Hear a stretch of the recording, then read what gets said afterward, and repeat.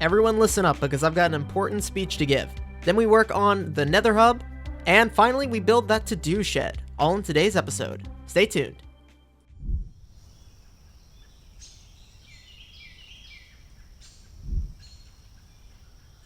Hello everyone, and welcome back to another video. I'm over here at the base, and before we get started today, I need to get on my soapbox because I have a short announcement. Alright, let's, okay. Ladies and gentlemen, I will be changing my upload schedule.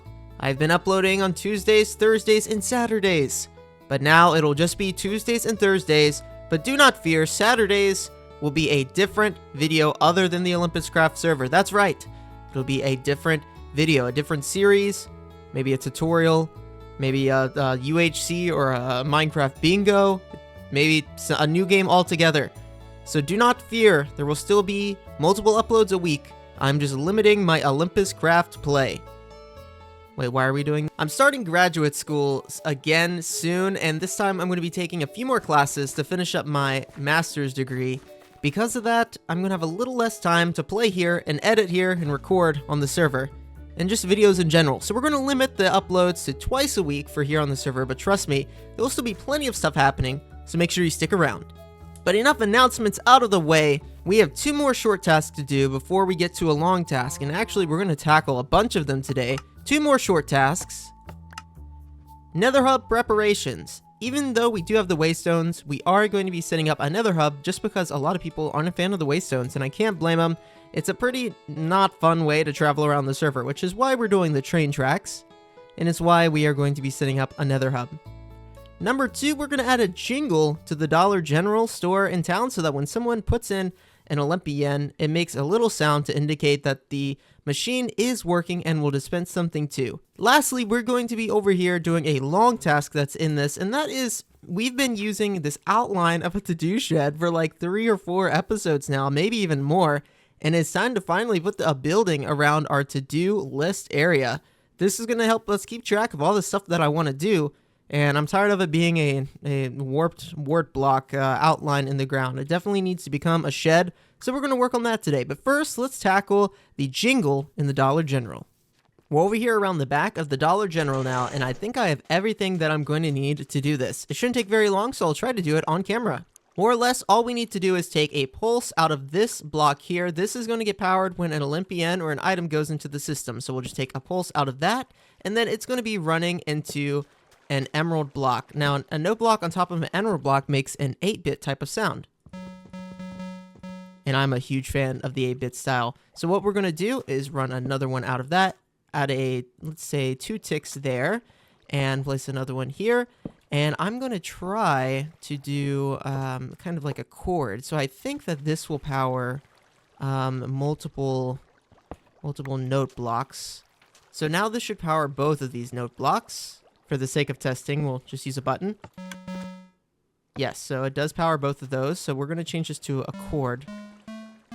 So now this will play complementary notes. Awesome. And we're going to do one more, except this time it's going to play a finish chord, which is 3 notes that are complementary. Let's try that out. Yes, and add a delay.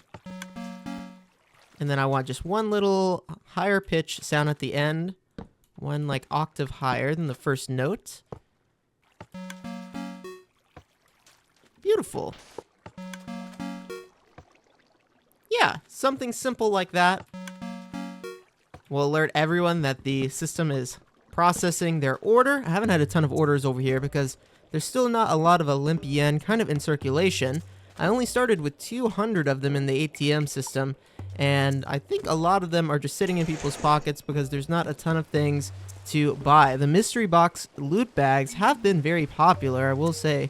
Sold quite a few handfuls of them, but I think just as far as standard like items selling, everyone has so many farms and stuff, there's not a lot of items kind of moving around the server as far as shops.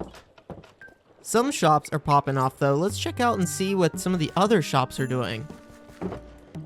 Yeah, no new sales over here. I myself have taken advantage of this honey bottle shop here. Yeah, but I think the new seller on the block, this Home Depot selling concrete, is going to be the #1 shop for a minute. He restocked recently because there's been a handful of sales, but not as many as I expected.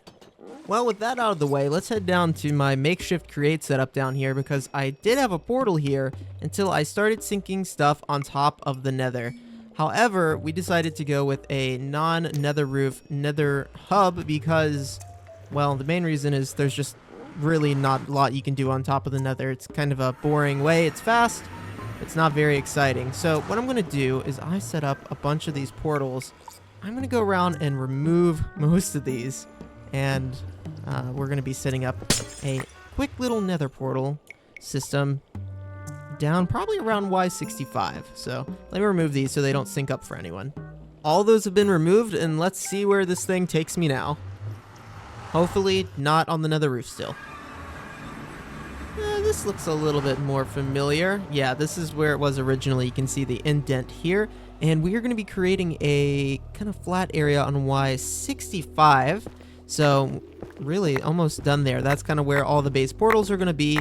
And the preparation for this is going to be clearing out a bunch of area. Let's go ahead and F6 spectator. You should be able to see there's a bunch of tunnels in here where people have started kind of connecting things or been strip mining. And we're basically just going to be clearing up a bunch of area so that portals like that are going to be linking up to the system. Here is a look at what the start of it is going to be. I've got an extra tall portal here, and then down here, well, this is where I mined for ancient debris. And here is the other portal, so we can remove this one, and then we'll light that one, and it should sync up. And then in this area, I'm just clearing out a bunch of area. I'm going to try to get everything connected. The vein mine enchant makes pretty quick work of this. I've been digging for way too long. It still takes forever, even with the vein mine. So we're going to put an end to this one today. I've cleared out a bunch of area, and the only other portal I can see is Krim's portal, who of course is right next to me. But we should be getting close to where a spawn portal should go. It should just be about 20 more blocks that way, but we're going to call it here for today. Thank goodness for the magnum torches too, right?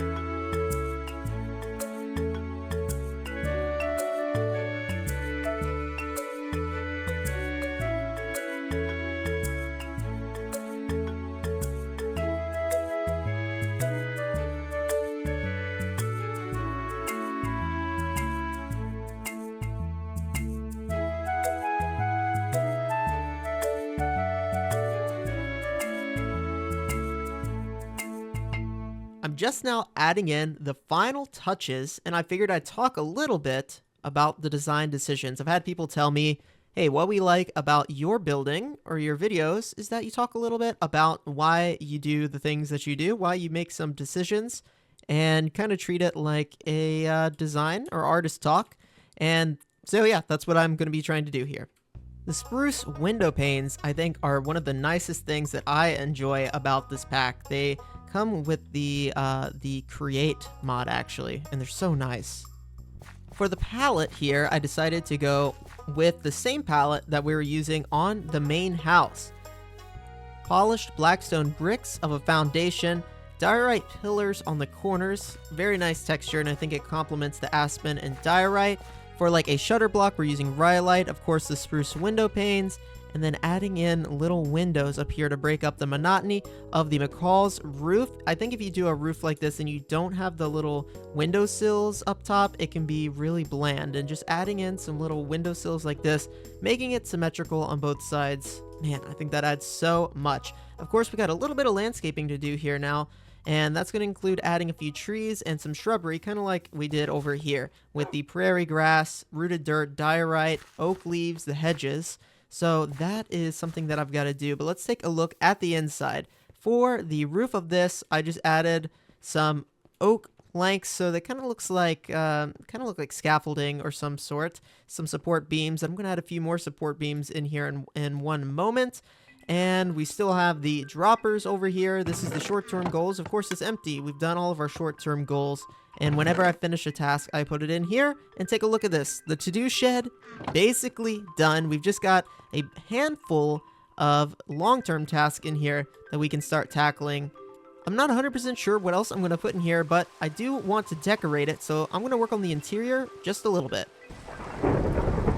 It's a little spooky outside, but I've got a bunch of items here that I can decorate with, including these kitchen counters, if I can figure out how to place them. Nice, so this turns it into a little workstation. We'll put some drawers and some barrels here for storage. That should be plenty of lighting in here, and I like adding variation. Like this one is down 1 block. We're actually going to put this one down 2 blocks. So adding just a little bit of variation in these types of builds, I think, can add a lot of dimension. Over here at this workstation, we'll add a chair. So maybe this is where someone is tinkering. I have one of these in my garage, an area where I can come and tinker with stuff. And lastly, we'll put a bed in here, just in case I need one to pass the night. Last but not least, we'll add the short task and long task sign here. Again, short task, completely empty, nothing to do. But we've been making a ton of progress getting stuff off the to-do list. The only thing we gotta really do now with this build is a little bit more detail, kind of like what we did here with the windows by adding in the little sconces out the front, and a little bit of landscaping. So, time to get to digging. Oh man, adding in the grass really helps. Especially with the shaders. I don't know if you guys can see, but there's a little bit of movement in the grass. Really makes it feel alive. Prairie grass, reintroducing that too, and then using kind of mossy cobblestone and gravel on this bottom part. And with that, the shed is done. I love the light shining over this with the shaders. It's getting ready to be nighttime. The sun is going down, so we're going to be able to see the kind of ambient lighting that we've got here. I love these two little garden lights. So nice.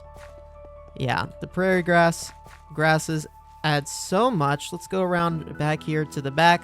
All I did was continue the prairie grass here on this side. So this is the area that they need to spray for weeds or weed eat if they don't want the grass to overtake it. I kind of like the grass overtaking bits of the base. Again, it makes it look as if someone needs to just maintain this area. It's being lived in.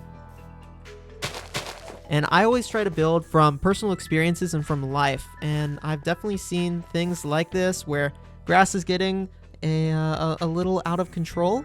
A little maintenance needs to be done. Oh, man, look at the sunset. Oh, that is perfect. Well, guys, thank you so much for tuning in to this episode here on the Olympus Craft server. If you did enjoy, make sure you leave a like and get ready for some new content here on the channel coming up real soon. Catch you next time, guys.